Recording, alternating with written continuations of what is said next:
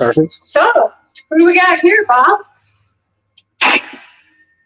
Don't put me on the spot like that. Starts with a C. That's cool. Well, it was a close. That's close enough.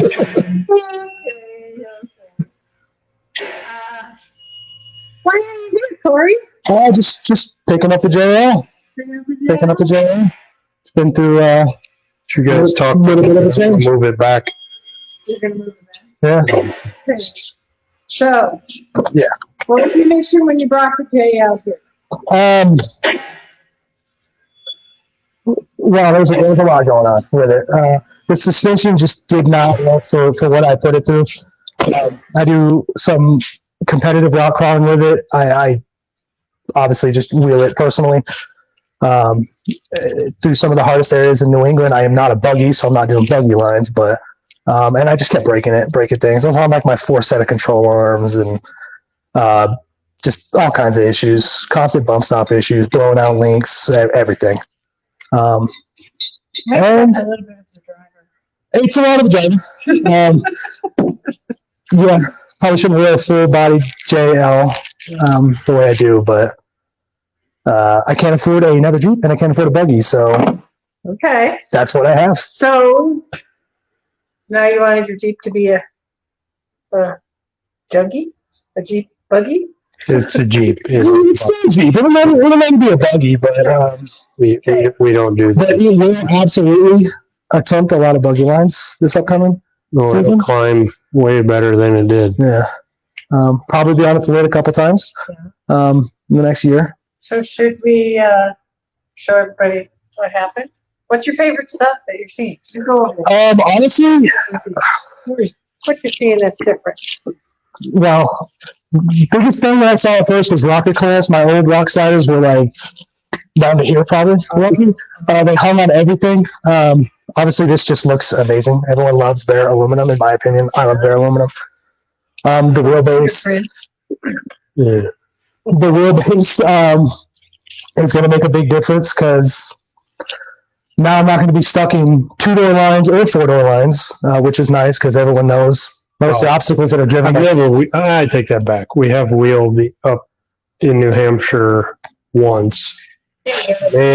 Many moons ago. Oh, yeah, bounced off an oak tree. It was, typical TJ right there. Which, as you can see on this, that is broken right there. Yep. So it reminded me of South Dakota. It's not out west wheeling, where you can, Moab. Christ, you can drive a crew cab truck around in Moab. St. George, you can drive big, other than all the new buggy stuff. But, normal Jeep trails, you can take big 4-doors work there. So the East Coast reminded me a little bit, the one time we were out, of South Dakota. It's tight, it's technical, it's wet. There's trees, there's rocks. I've wheeled Kentucky, Tennessee, same thing down there. Anyway, long story short, I like 102 to 105 inch wheelbase in those environments because you typically don't have 40-foot waterfalls, and to me, there's no point in driving a Jeep up a 40-foot waterfall. That's just suicide. Yep. So I like, David, if you can hear you. David, you got audio? I like the maneuverability of that 101 to 105, 106. This ended up at 102 and a half. So it's right in that sweet spot where it's still maneuverable. The biggest thing is the rear suspension, all the factory stuff. I mean, we've talked about it before on live.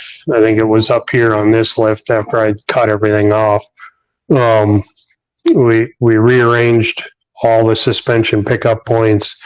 The roll center is fixed. The instant center is fixed. We'll see what feedback Corey gives us, but it's essentially the same kit we put in a JK. And the guys that have them just love them. I mean, point and shoot. Yeah. They hook and they climb. So I wouldn't expect anything different here. Your first adventure is going to be driving all All the way back. the way back to Massachusetts. That's going to be fun. How many miles is that? 2,280 roughly. 20. It's going to be 2,300 miles. it's going to be like 4 times what the initial like torque check is. So it's going to be getting checked along the way. So, I have done. I'm not worried about it at all. I've driven back from some ruined spots with literally no track bars and 2 ratchet straps, hundreds of miles. So I've done some pretty sketchy things. DOT would not like me. The only thing we didn't get was the rear bumper, right, and that's coming which was later in the week. We'll start the Yeah. prototype and get it finished and shipped out in the next couple of weeks at the most. Convenient disc and unbolt. Right. Yeah, we had to put a factory bumper on it so you have a plate and legal and blah, blah, blah. So it needs some Sawzall work. Yeah. No, we haven't. Yeah. Okay. So part of this kit, obviously to keep the government happy, we have to keep all the evaporative and emissions systems in play.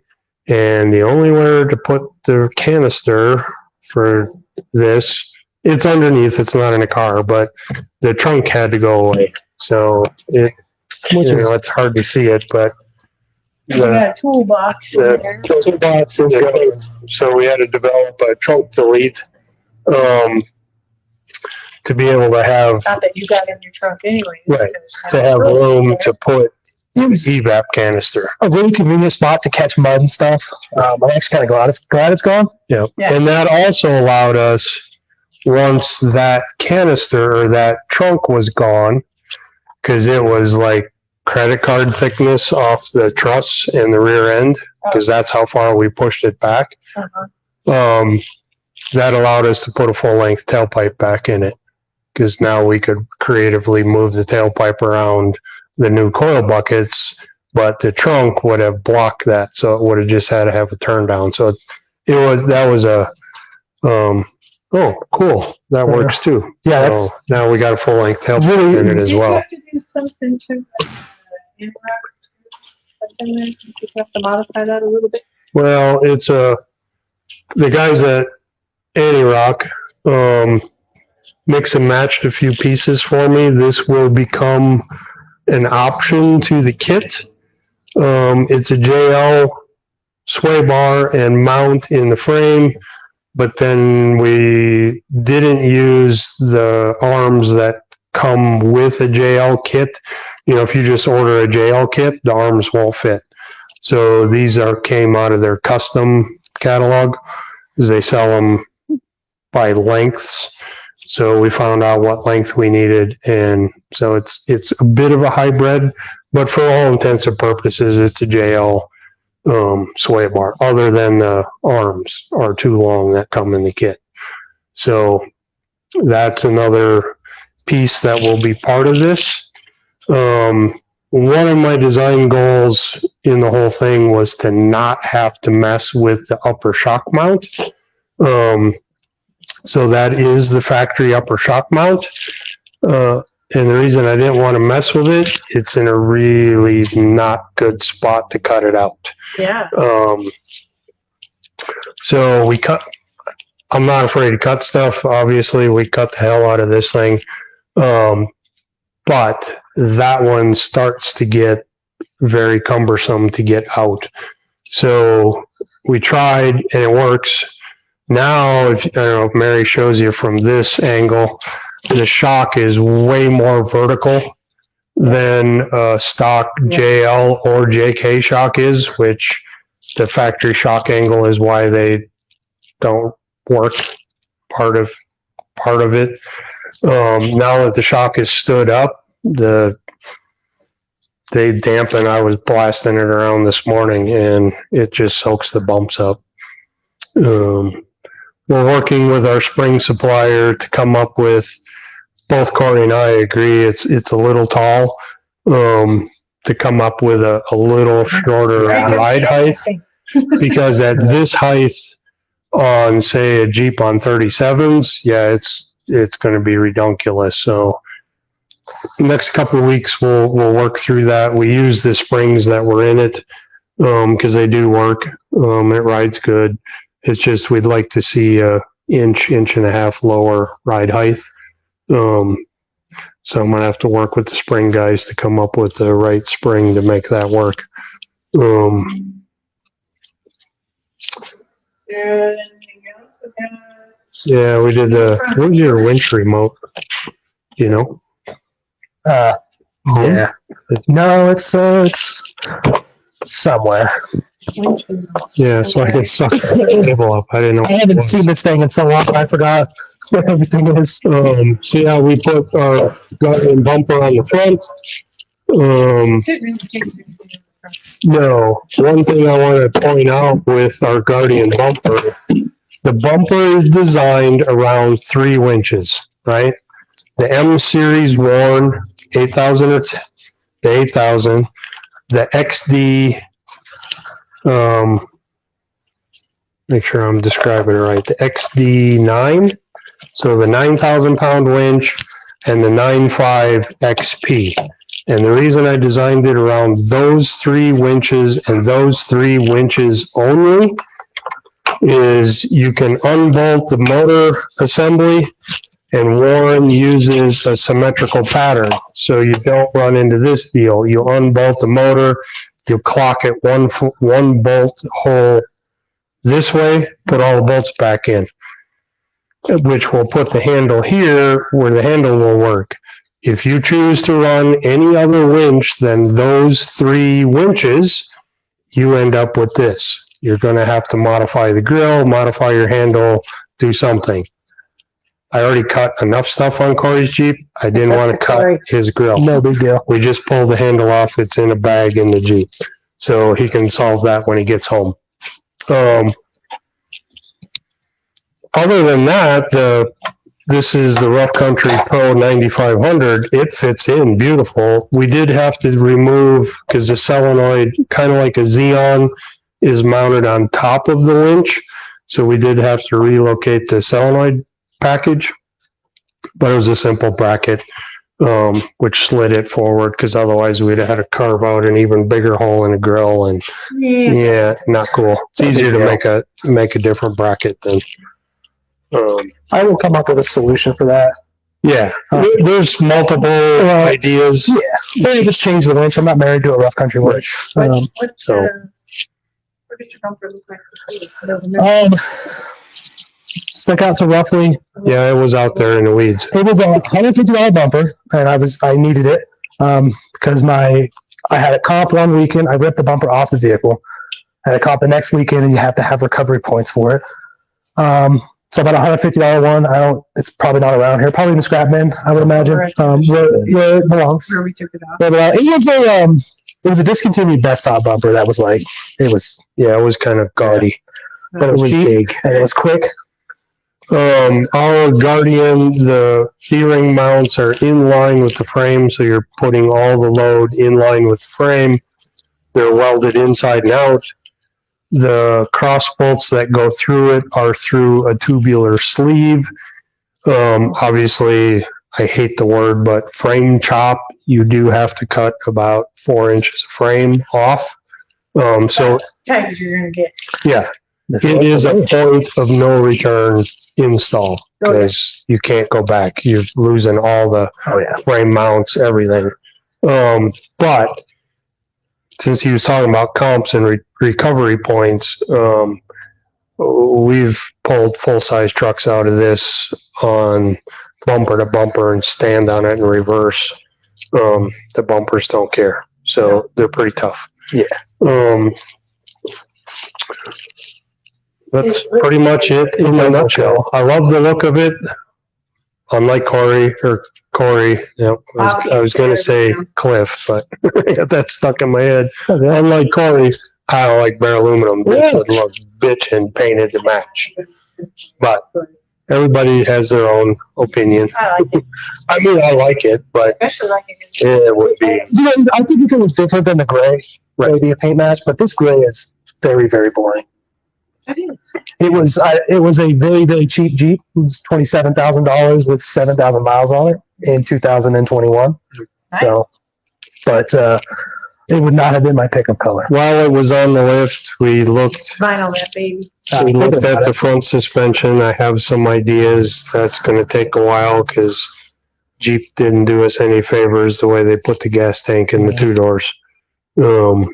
There's some possibilities, but There's some rust under there. Yeah, it's from the northeast. we don't know what that is. That's why we moved out west yeah, 30 years ago. It's like, it's pretty rough. The axles will probably come out and get painted soon. Yeah, that, By soon, I mean like maybe a decade from now. yeah. did you show them how the sliders integrate in the corners? Oh, yeah. So this is the Guardian series. The bumper that's coming will match. It will be this tubular look. But the slider integrates to the corner. There's a flange that goes through the corner, and there's a flange that's bent on the corner, and the two come together.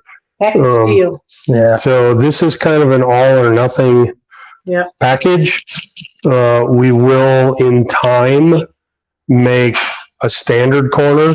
Why you would want to do that is beyond me, because if you're trying to be cheap and run your standard slider that stops here, this is going to die.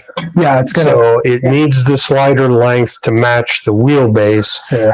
But for the cheap guys out there, there will be a full opening corner, and you can do whatever you want.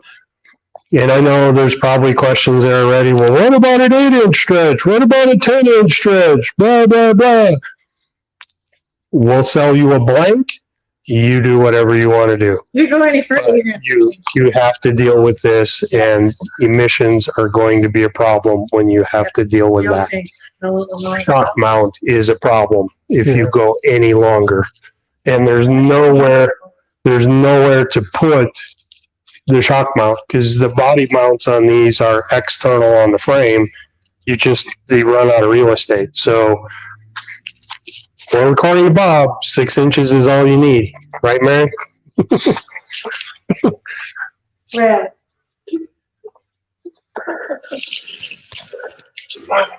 You correct, yeah. So, You correct, yeah. Well, you got any questions about it, Corey? We pretty much gone over everything Yeah. before I got here. I don't have a whole lot.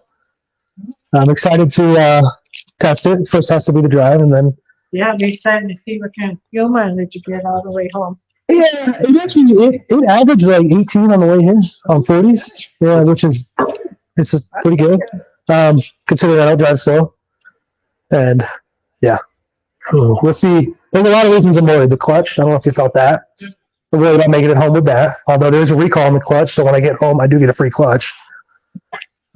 Just got to make it home. I just gotta make it home. Yeah, I think I will. AAA's up to date. Yeah, 200 miles. So as long as I get the first 1900, we'll get rid of that. Yeah, You always rent a P.O. box somewhere yeah, if you're really in trouble. yeah. That's 200 there, 200 there. Right. Yeah, well, milk that baby. yeah. And then, I think you got 200, right? So we got 400 miles.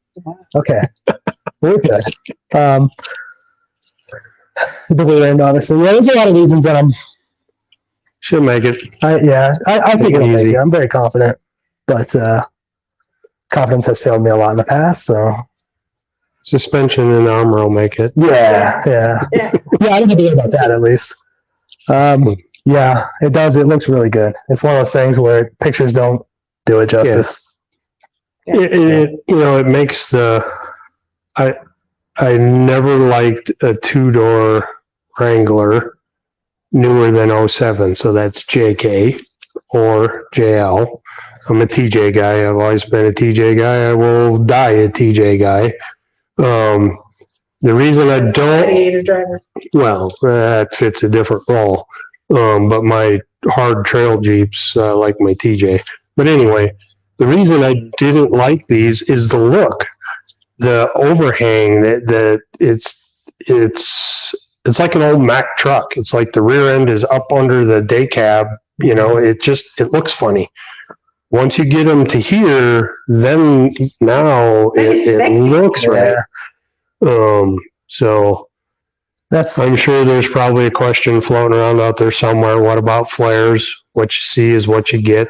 There is no point to building a stretch Jeep to go to the mall.